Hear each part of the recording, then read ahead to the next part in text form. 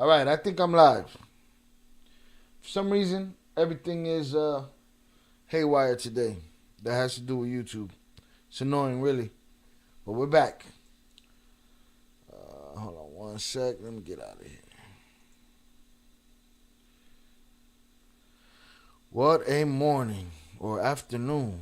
I should have stood my ass in the bed, huh? Let's see what we got here. Everything is a problem today. Let's see.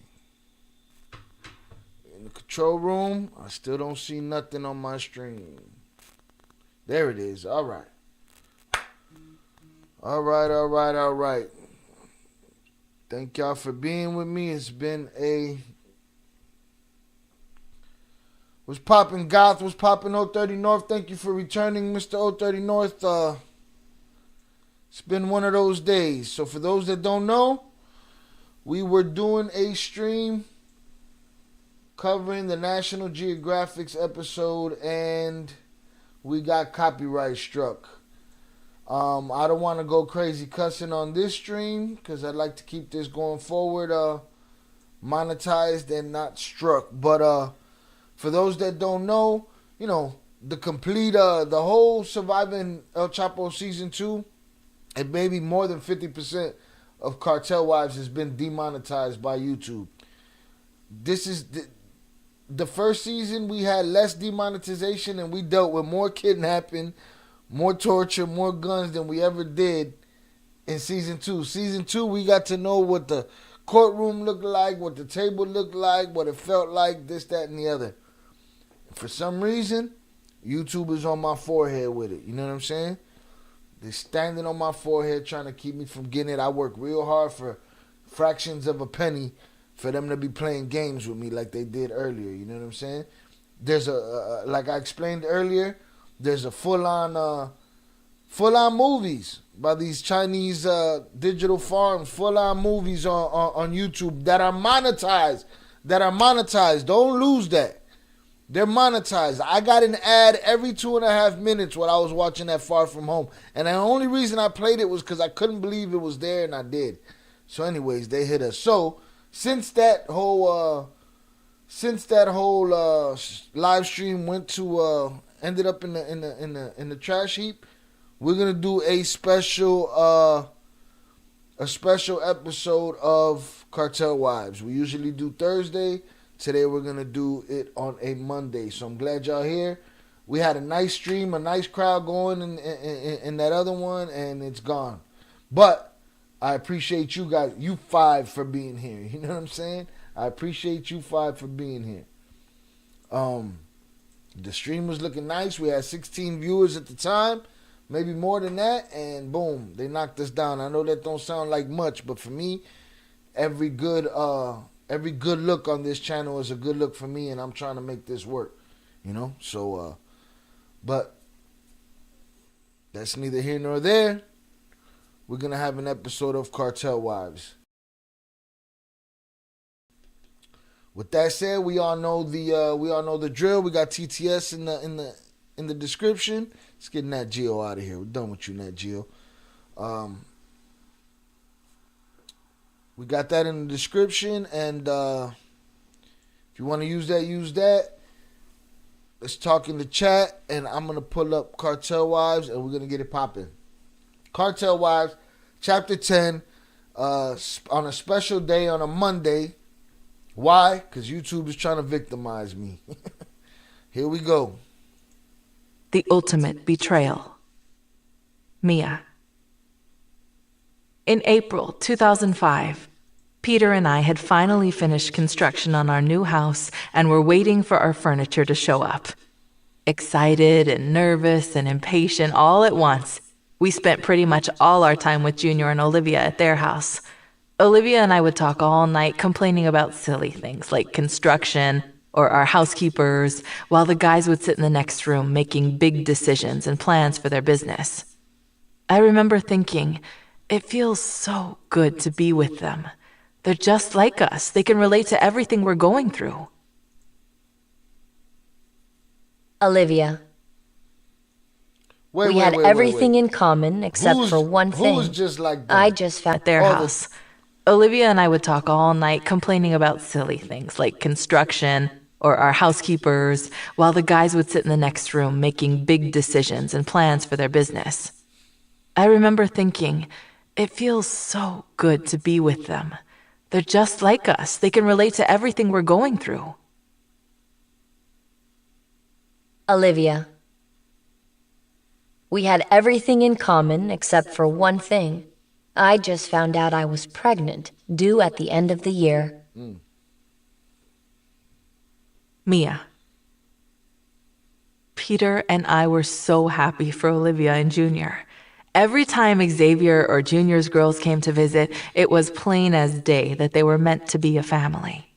Having a baby was only going to make them closer. It was going to make all of us closer. Olivia. I had this little pregnant belly, and I remember running around the house and all over town, trying to make Peter and Mia feel at home. We were so happy to be back together, and I was over the moon about having Junior's baby. It had only been a year since we'd left San Juan, but for twins as close as Peter and Junior were, that was a lifetime. I thought it was the best time of our lives, full of promise and a new baby. How was I to know it wasn't? How were any of us? Mia. Sergio Gomez was the last thing on our minds. Sure, Peter's kidnapping still haunted him, Saul, that was Saul. Sergio Gomez is Saul. but it always would. The bad memories were something he lived with, and Sergio wasn't a present danger. Instead, he was like a bad nightmare you knew would return and keep you up all night, but was never going to kill you. Olivia. In the middle of December 2004, we were all sitting at my house when Peter's phone rang. He was on the line for maybe 5 minutes, looking pissed off the entire time. Sergio's on the prowl again, he said when he hung up. He kidnapped one of our couriers and raided a couple of stash houses. Who? And how much? Like, bruh, he already got one of you. Y'all paid him. Like, that's when I thought the bags would come in. And it's like, you a reoccurring issue. Somebody got to drop a hefty bag on your head. Junior was yelling. Jerry, Sergio grabbed him and got 290 kilos and $400,000. Damn. Mia. Jerry, I thought, confused. The only Jerry I knew was the barber in Chicago who'd always cut my little brother's hair. Peter must have seen the look on my face because he started talking. Jerry's one of our couriers. You remember him. He used to work at Millennium Cuts. He was one of the best there. Of course, I thought. Junior and Pete were close to him and trusted him. The idea that he'd been kidnapped made me sick. Is Jerry okay? Olivia asked. He's fine, Peter said. Sergio released him, but we don't know where he is now. Olivia. 290 kilos was over $6 million. Added in $400,000, and you're up to almost... I mean, 030 North in the chat said you always got to keep some goons around you. I don't have any doubt that they probably had some goons. I just don't know what they did with them. You know what I'm saying? They made them carry bags of dope because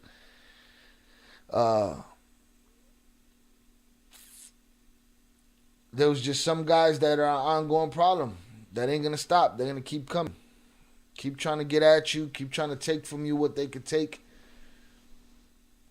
I mean, 400 grand, 290 keys, that's a lot. Probably not to them. But, you know, I'm just surprised that didn't push them over the edge. Like, all right, enough of this dude. Got to boil him. Of course, I thought.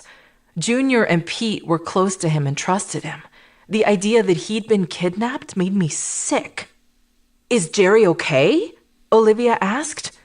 He's fine, Peter said. Sergio released him, but we don't know where he is now.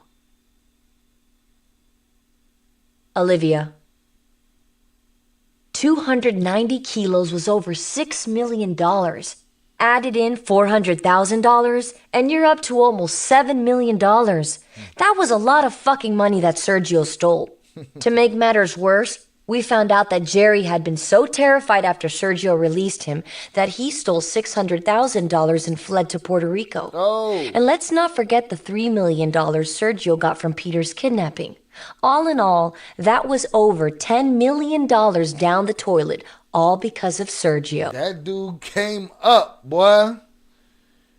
I mean, I don't know what it did for his life, but that's a hefty receipt he got right there. Oh. Mia. Later, we found out the whole horrible story of what happened to Jerry.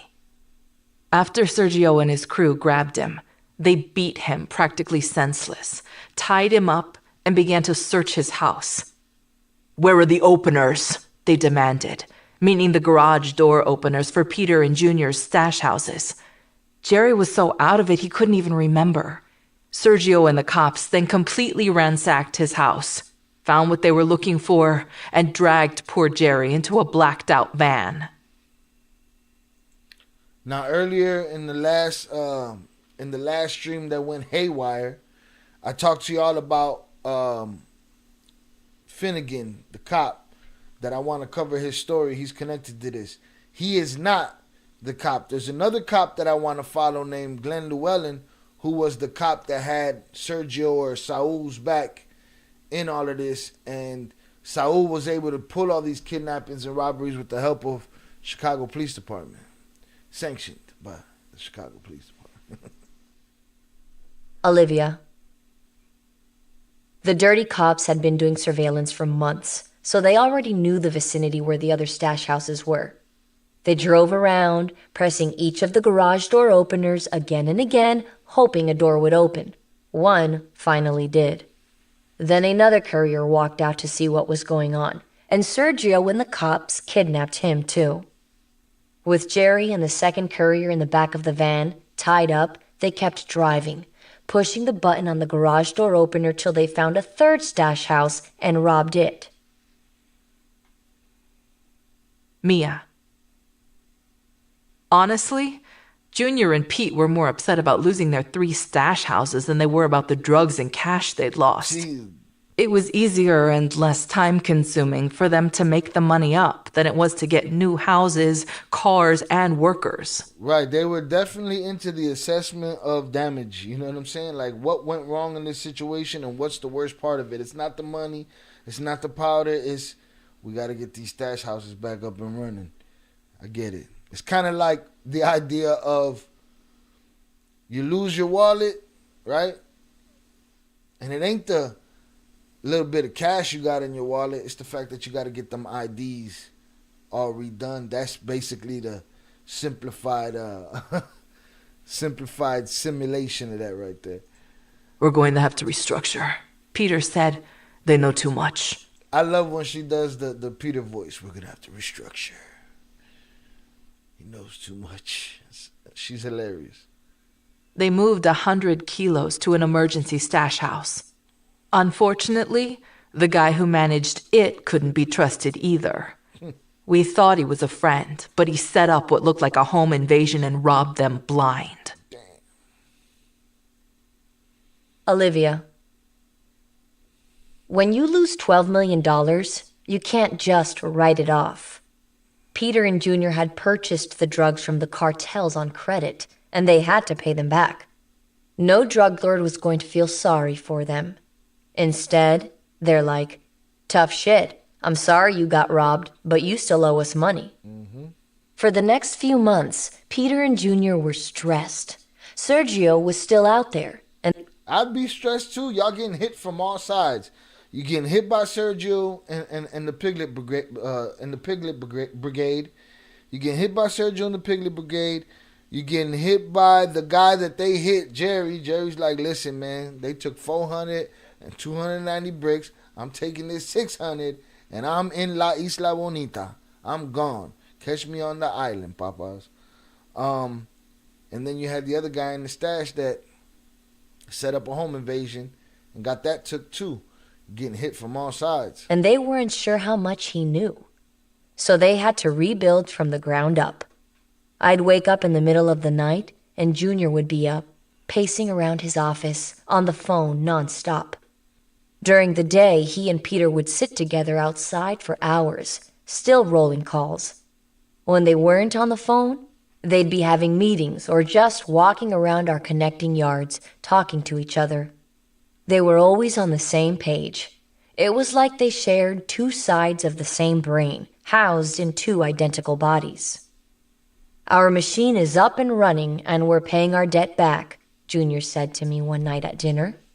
We're not there yet, but we're close. I know, I just worry. I was just barely into my pregnancy, and stress was the last thing I needed. Junior knew it, too.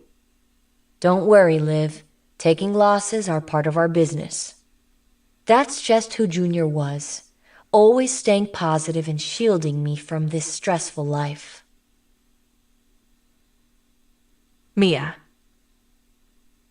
Pablo, who we all called Uncle Pablo, was the person collecting their payments and handing them over to the cartels. Pablo was an older man, probably in his late 60s, who lived near San Juan, but had spent a lot of time in Chicago. He wasn't just a colleague, he was practically family. Olivia. I'd met Pablo back when I was first with Junior.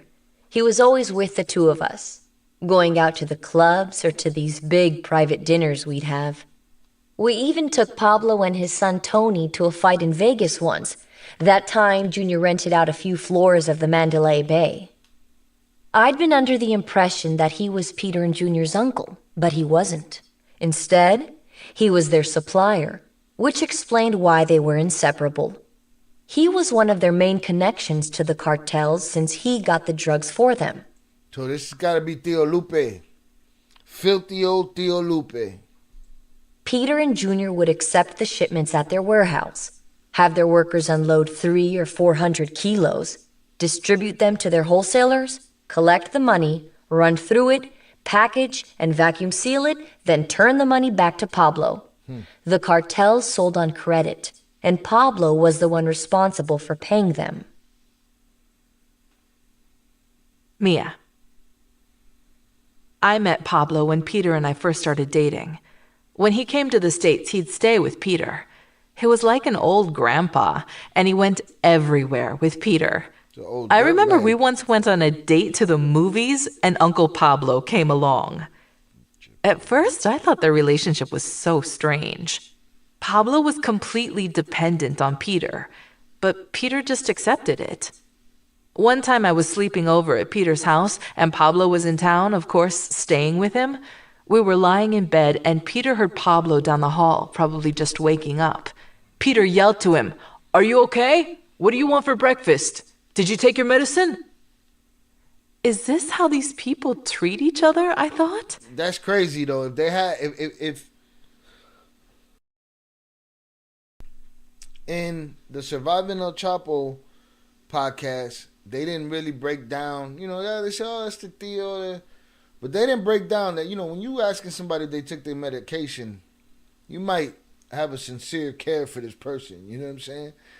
Looking out for this person. They didn't acknowledge that they were this close. The stereotype was that guys in the drug trade just looked after themselves. But Peter really seemed to want to take care of this man. When I first went to Mexico, we'd go visit him all the time. It was so nice to see a familiar face, and I started to feel like he was family too. He really liked me. We'd have dinner at his house and stay for hours and talk and laugh with his daughters. I thought, okay, this is pretty cool. I can get used to this. I had Peter's family that I was getting so close to, and now his business associates. Everybody's making money together, and they're happy, and everything's going great. That's why it was the ultimate betrayal when Pablo did what he did to Peter. We trusted him. The magic word in this game is trust. Yet you'd get close to someone and believe in them, and then suddenly you'd find out they weren't worthy of it. The magic word in this game is trust. No, there is no trust. The magic word in this game is risk. Everything is risk. Because you can't trust nobody. So every time you put $1 down, or every time you take $1 back, or you take some work, or you do this, it's not based on trust. It's based on risk. There's a chance that this goes bad. There's a chance that it goes good and you get paid. That's the risk. But trust, ain't none. Not even the slightest bit. Olivia. Sometime that April, when Junior and Peter were still paying off their debt to Uncle Pablo, we were all invited to his house for dinner. Pablo lived maybe 40 minutes from my future in-laws, so we were planning to stay overnight in San Juan with them. Pablo's wife had cooked up a delicious dinner, and we were all enjoying ourselves, laughing. I don't know if I missed it, but I didn't hear them say that the debt was to well, I guess the debt was to Pablo. They got hit. Okay, so let's put it together. They said Jerry got hit, right? Jerry got hit for 400 and Jerry got hit for 290 bricks. 400 stacks. So that's when in Surviving El Chapo, if my mind doesn't deceive me, they said, okay, one of our guys got hit for this, that, and the other. We got to stop everything. And that's when Tío Lupe said, no, we can't stop nothing. As a matter of fact, I want your operation. So this is where we're at right here. And catching up. Business was discussed, but it hadn't been a cause for concern. Everyone knew Peter and Junior were good for the money. That's why I thought it was so strange when Pablo suddenly got serious and began talking. I want to propose something to you, he said.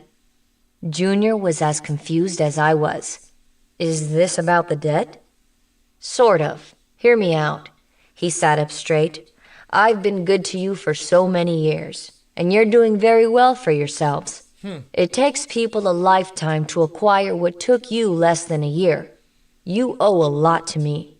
That's just old, jealous, hater, Sammy the Bull. They're all the same. Every old demon, every young demon, they're all the same. It's just all back. It's all greed. It's always going to be greed. You know? Oh, why you got this and I don't got this? Oh, hoes. He paused and started to look upset. Your loyalty should lie with me, and yet this is how you repay me? Junior stopped short. What do you mean, Tío? Even though you've been paying off your debt, your business that you've set up in Chicago is worth more to me than your money. You're in my country now, so I'll make the rules. I'll take over your business, and you can come work for me. Pete looked furious. Excuse me? Then he added, A mí no me mandas, which means, you don't send for me, or just, I don't work for you.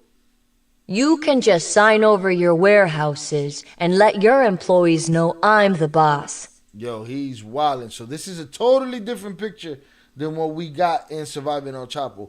Surviving El Chapo was not this. It was, yeah, they didn't get into this detail of the conversation. Wow. He's wildin'. He wants everything. Just greed. Pablo said. You'll still have big jobs, of course. Big responsibilities. Junior and Peter looked at each other like Uncle Pablo had lost his fucking mind, which, of course, he had. They had to be thinking at that point, now we got to smoke Tío Pablo. But if you didn't smoke Saul and you didn't smoke this one, that one, and the other one, is this probably why Tío Pablo thinks he got the... I mean, I'm sure Tío Pablo feels like he could do that to anybody. Or Tío Lupe, old dirty ass. They had put their blood, sweat, and tears into their business, and no one was taking that away from them. Right. Junior slammed his fists on the table. Ownership. You can go to hell, Pablo. We've worked too hard and too long for you to dictate what we can and can't do. We built this shit from the ground up without you. This is our business. We put this together, not you. At the same time, Junior and Peter pushed back their chairs and motioned for us to get up. We didn't even finish our dinners. We just thanked Pablo's wife and walked out. Mia. Maybe we should have known that when Pablo saw Junior and Peter buying properties, horses, and land, something in him changed, and he'd become envious of them. Nothing changed. He was always the same greedy old hoe that he was. It just manifested. It finally came out and set its sights on them. I'm sure many of the people that he's dealt with in his life, when it was their time, boom, it set the sights on them. Salutes to everybody in here. We got 16 viewers and 4 likes. Please help me get those likes up. I appreciate y'all. Thank you. But yeah, he was an old dog is an old dog, an old greedy dog. He just sitting there watching you. Nah, dogs are better than that. I can't even put that on dogs. But he's just sitting there watching you build up and grow and thinking, I'm going to come take that. I think I should take that. I deserve that. Why? Maybe we should have realized that he was furious at Peter and Junior because they'd stopped receiving shipments from him. After all, once they'd arrived in Mexico, so many doors opened up for them that they decided to work with other connects. Or possibly we could have gotten into Pablo's head and figured out that he couldn't stand that Peter and Junior were younger, smarter, and more worldly than him. That's it. That they'd been in Mexico for less than a year. That's and it. were already making more money than he ever would. Just an old hater. The same thing with Sammy the Bull. Just an old hater. That's all it is. You know? Don't become an old hater. An old greedy hater. Olivia. But he was their uncle, so why would any of that matter? Why would he ever dream of betraying them? No, he wasn't their uncle. Mia. We went back to San Juan that night, and to Guadalajara just a few days later. Junior and Peter were still furious about what Pablo had proposed at dinner, but business was business. So I wasn't surprised when Peter told me one morning that he had to go meet with him. "We have to do the cuentas," he said. Cuentas were the accounts. "Junior and I have been arguing with Pablo about what we still owe. Tio says one thing and Junior and I say another. Tio's totally off, so I need to go to his house to settle it." The next day, we hopped into our car and drove through the mountains, 2 hours to Pablo's house. We met Daniela and Adrian there, and I kissed Peter goodbye so I could drive to San Juan with them. "I'll call you later, when I'm done here," Peter said. "It may take me all day, but I'll be back later tonight." I wasn't worried. Peter was with his Uncle Pablo. And aside from that crazy fight at dinner the other night, I trusted him implicitly. Olivia. Well, that's crazy. The day after Peter and Mia had left to see... I ain't trusting nobody implicitly after they say, you know what? I think I deserve everything you worked for. I think you guys have done enough. You got it to where I needed it to be, and now I think you should hand it over to me. After that, there's still no trust. There's no sit down for the cuentas. As far as I'm concerned, it's none of that shit. Again, that's probably why I'm not in the game. I'd have got smoked real quick. You know what I'm saying? I want your business. Oh yeah, wartime. You know what I mean? Like, I'm not coming. We're not gonna sit there and have this conversation. I'm not gonna come do the cuentas with somebody that's trying to strong arm me out of my business. Dinner, but business was business, so I never would. Olivia. But he was their uncle, so why would any of that matter? No, none of that. Why would he ever dream of betraying them? Mia.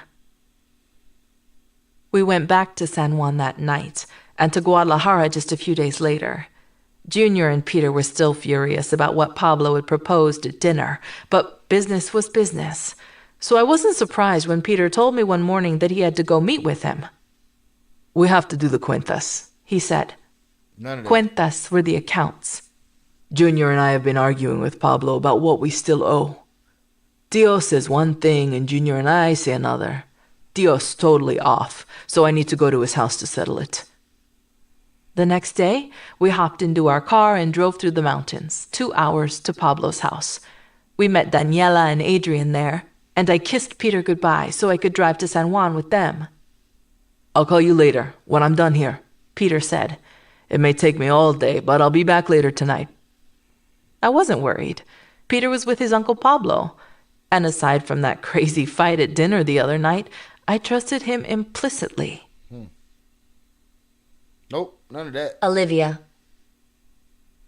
The day after Peter and Mia had left to see Uncle Pablo, Junior and I were at home in Guadalajara, on the patio eating breakfast.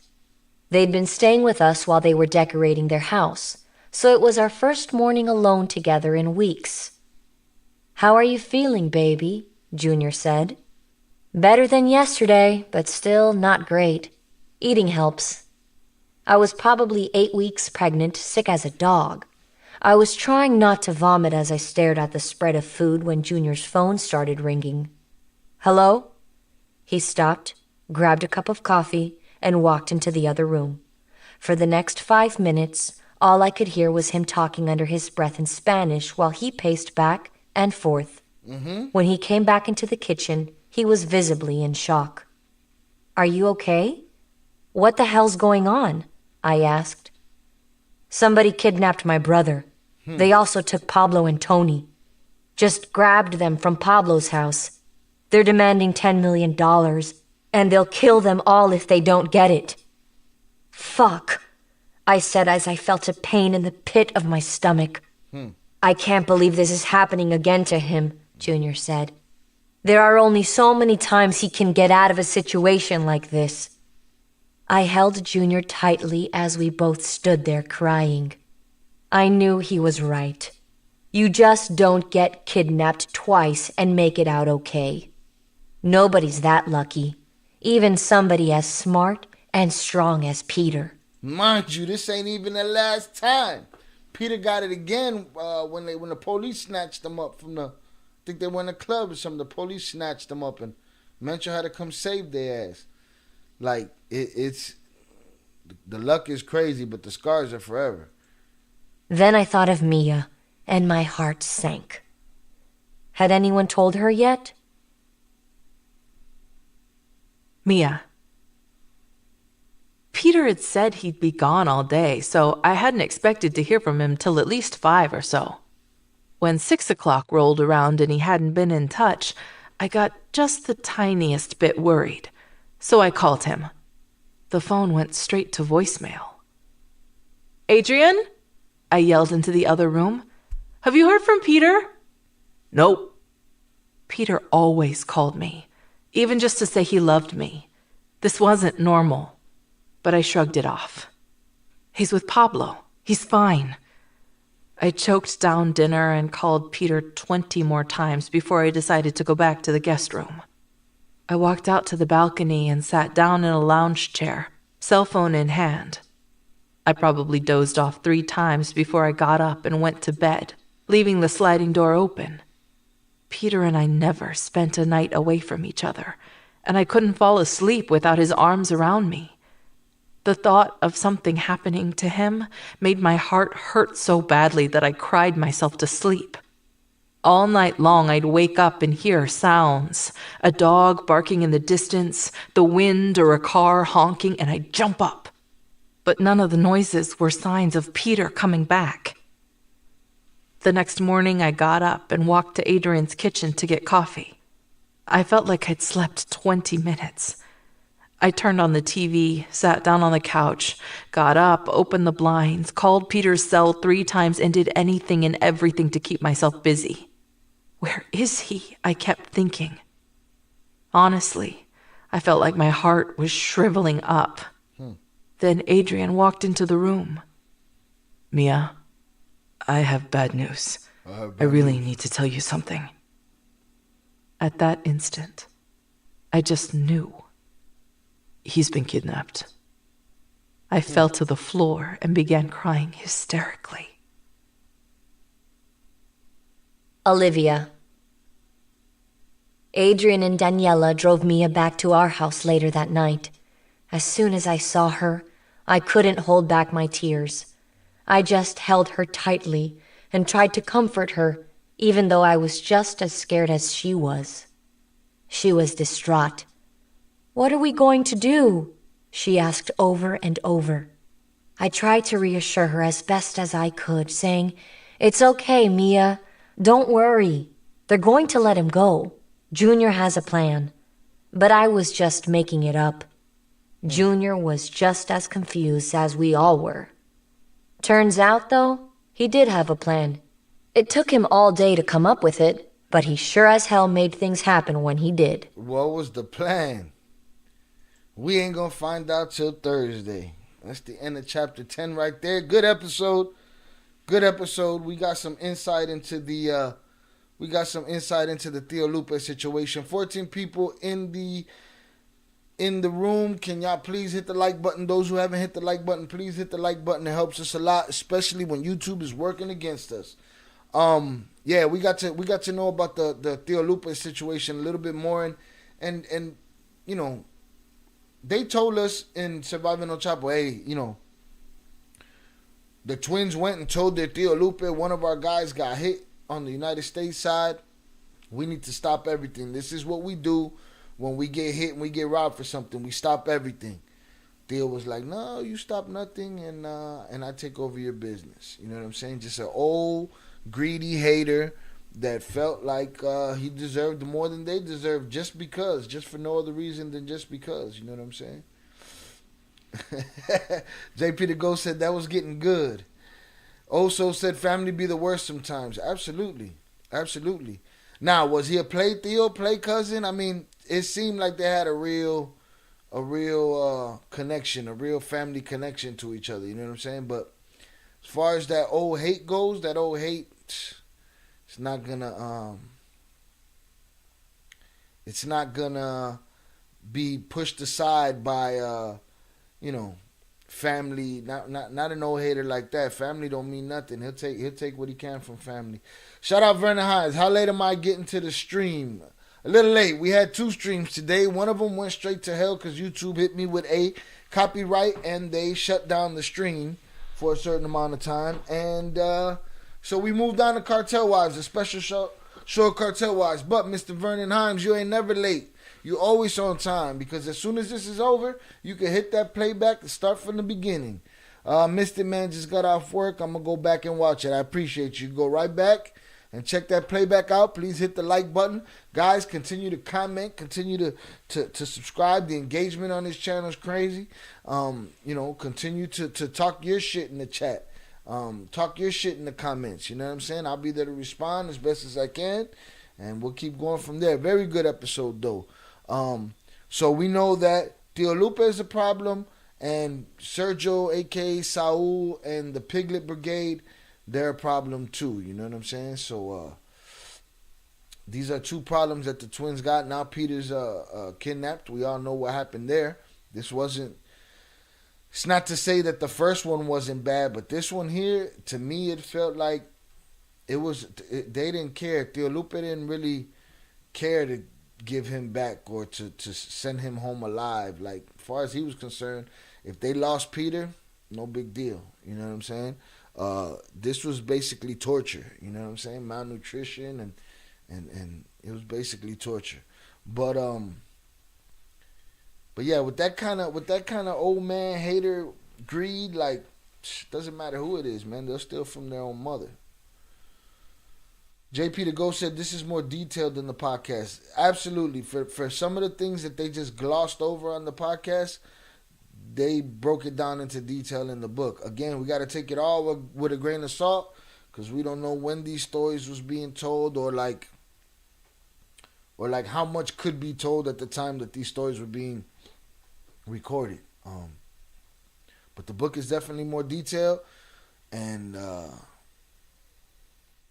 Thursday we'll get into chapter 11, where we'll hear the plan of Jay. I'm interested in knowing what this plan was. If you remember from the Surviving El Chapo podcast, this is when this, that, and the other happened, and he figured out, okay, I gotta go see Chapo about this, and he got on the airplane with the 16-year-old kid that was flying the plane, and landed on the side of the mountain and went to go meet the man. So we're getting there. We'll be there Thursday. Be patient with me. I'm dragging it out. We got a special episode today due to the fact that YouTube shut me down on the National Geographic status. JP the Ghost said Val watching, so salute to her. Salutes to Val. I'm sure she's out there watching. If she's not watching now, she'll catch the playback. I'm also gonna try I'm gonna do it. I'm gonna try to release the National Geographic. That National Geographic is coming out on this channel no matter what. That Narco Wars. Y'all want to give me a copyright strike? Cool. We're gonna get it on this channel. It's gonna happen.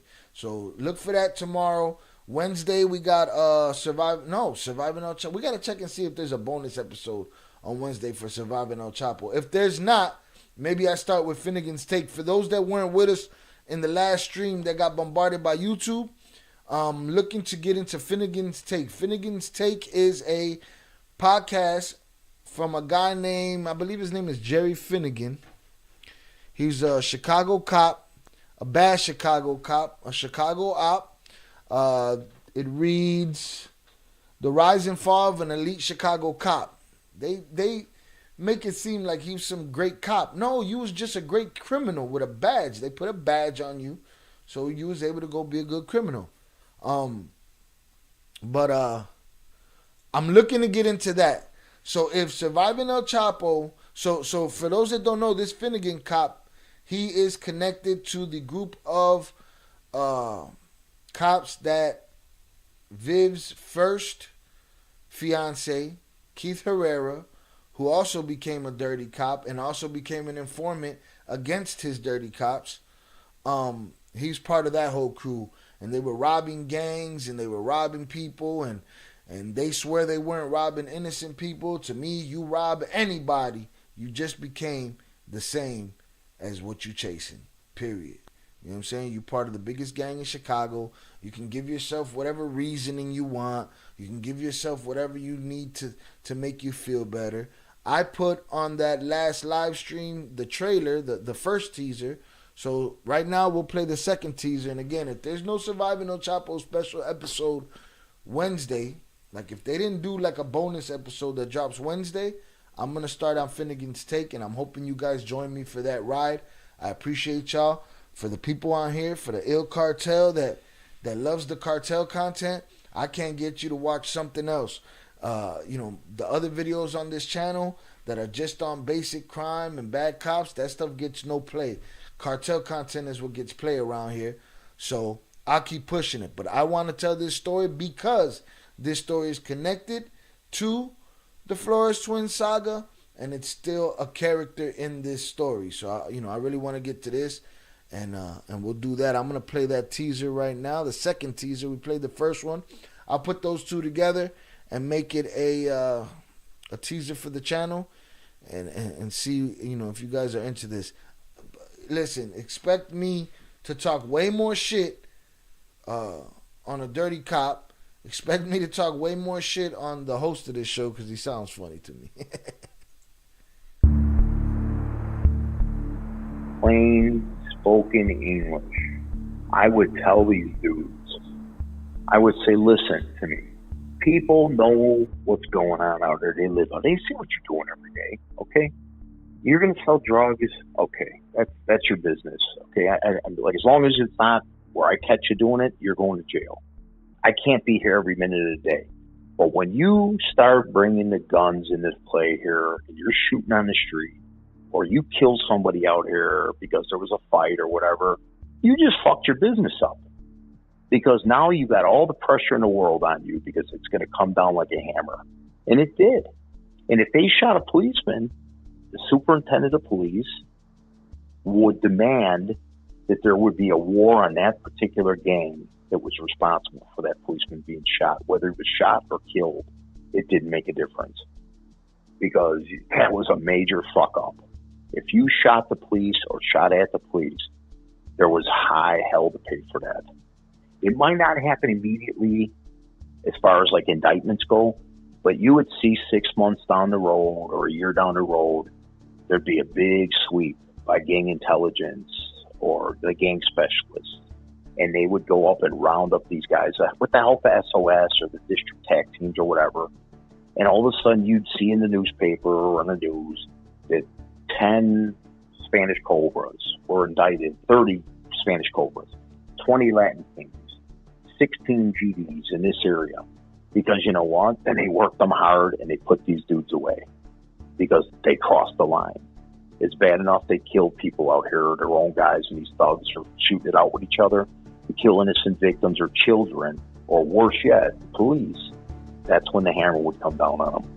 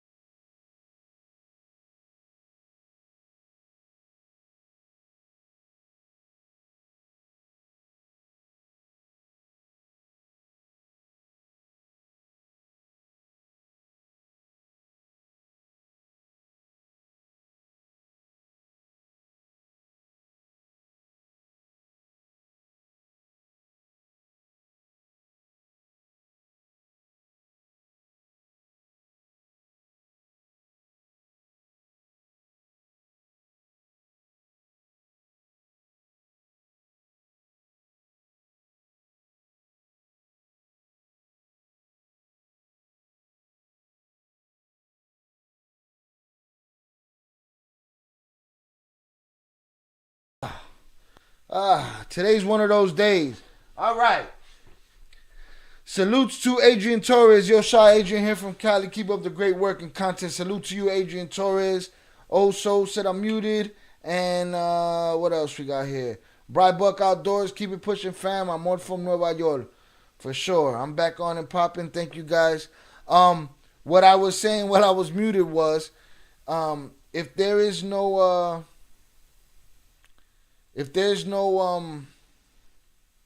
Surviving El Chapo special episode Wednesday, like if they didn't do a bonus episode or nothing, I want to start covering this Finnegan's Take. It's gonna be easy for me to cover because I got a whole lot of shit to say about bad cops. I got a whole lot of shit to say about the host of this show because he sounds funny, and I'm just gonna talk my shit. I'm gonna put out a post with the trailer video of me listening to this trailer, and please hit the like button on it, and show up for it, because again, this is part of the Flores saga. These people are part of the Flores story. This guy was in the whole Piglet Brigade that had to do with Keith Herrera, which was Viv's first fiance, who became a dirty cop, who became a dirty cop informant. On top of that, you know what I'm saying? So I want to cover that story. I want to call bullshit on all the reasoning this cop gives for being, a gang member, because that's all that he was. Salutes to Bright Buck Outdoors from Nuevo Mexico, from New Mexico. Salutes to you, bro. I appreciate you. For those that are here, please hit the like button on this video. I appreciate you. Your engagement is appreciated. Help us move forward. There's plenty of channels out there that don't work as hard as we do, and they're getting 1 million views just for stealing. You know what I'm saying? So even if you got nothing to say, if you see a video of mine and you can just throw the hundreds up, boom, in the chat or in the comments, please do so. It helps. It goes a long way. The more audience retention, the more comments, the more likes, the more subscribers. All of that stuff leads to YouTube helping push us and getting us to where we need to be on this channel. I appreciate y'all. I hope y'all have a great Monday evening. I'm going to make sure that I get that Narco Wars done and put on the channel, so you can expect that tomorrow. And with that being said, thank you guys very much. Again, please hit the like button, comment, subscribe, hit the notification bell. I will be posting a trailer and a post announcing Finnegan's Take on the channel. So if you guys can give that some love, it'll get everybody else to come join the panel and get on the chat and join the live. So I appreciate y'all. Y'all have a great day. Thank you for, it was a mess. Today was a mess. You know what I'm saying? Throw the hundreds in the chat, please, because we out of here. But today was a mess, but we got through it, and we got a bonus episode of Cartel Wives. A couple of times I was muted, couple technical difficulties, couple copyright strikes, but it is what it is. I appreciate you guys. Thank you very much. Y'all have a great day. Peace.